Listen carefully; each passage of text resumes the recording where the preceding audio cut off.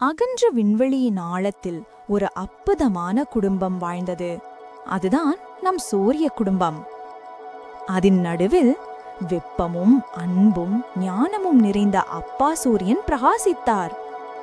ஒவ்வொரு காலையிலும் அவர் சிறிது அதிகம் பிரகாசித்து தன் பிள்ளைகளை எழுப்புவார். என் அன்பு குழந்தைகளே, இனிய காலை வணக்கம் என்று அவர் இனிமையாக அழைத்தார். காலையில் முதலில் எழுந்தது மினி மெர்கு. சிறிய வெள்ளி நிற அவ்வளவு வேகமான கோள். ஊஹூ என்று அப்பா சூரியனை சுற்றி பறந்தான். நான் எழுந்துட்டேன், ஏற்கனவே 3 சுற்று முடிச்சிட்டேன் என்று பெருமையாக சொன்னான்.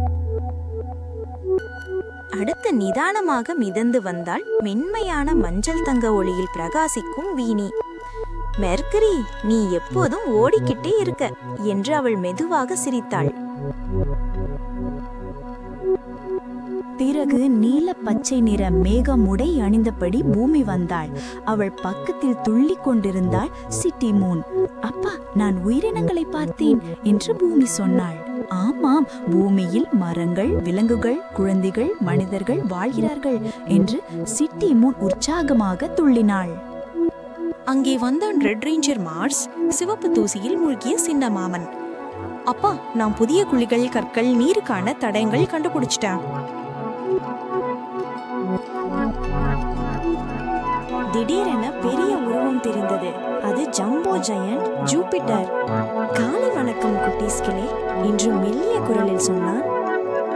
பொன்னான வளையங்கள் மின்ன ஸ்டைலாக வந்தான் ரிங் பாய் சாட்டன்.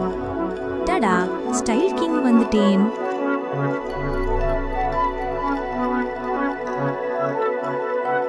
நல்ல குளிர் காற்றோடு சாய்ந்தபடி வந்தான் கூல் ப்ளோ யுரேனஸ்.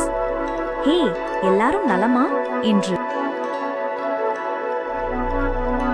அவனுக்கு பின்னால் மெல்லிய இசையுடன் டீப் ப்ளூ நெப்டியூன் மிதந்து வந்தான். மிக தொலைதூரத்தில் இருந்து வந்தான் சின்ன ப்ளூட்டி. என்னை யாரும் கோள்னு சொல்லல. உடனே அப்பா சூரியன், மகனே, நீ எப்போதும் எங்கள் குடும்பமே என்றார்.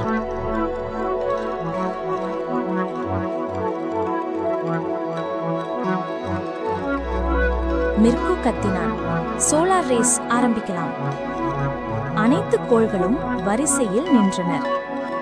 3, 2, 1 ஸ்டார்ட். போட்டி துவங்கியது. அனைவரும் பறந்தார்கள் அவரவர் பாணியில். வீணி மெதுவாக, மெர்கு வேகமாக, ஜூபிட்டர் வலிமையாக, ப்ளோட்டி தன் சிறிய முயற்சியுடன்.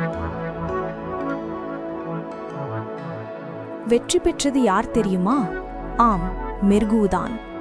ஆனால் மெர்குவோ நாம் ஒன்றாக ஓடியதால் நாம் அனைவரும் வென்றோம் என்று உற்சாகமாய் கூறினான். அப்பா சூரியன், நீங்கள் ஒவ்வொருவரும் தனித்தன்மை கொண்டவர்கள். ஆனால் ஒன்றாக சேரும்போதுதான் நீங்கள் அற்புதமான சூரிய குடும்பம் என்றார். குட்டீஸ்களே, நீங்களும் சூரிய குடும்பம் போல் உங்கள் வாழ்க்கையில் பிரகாசமாக ஜொலிங்க.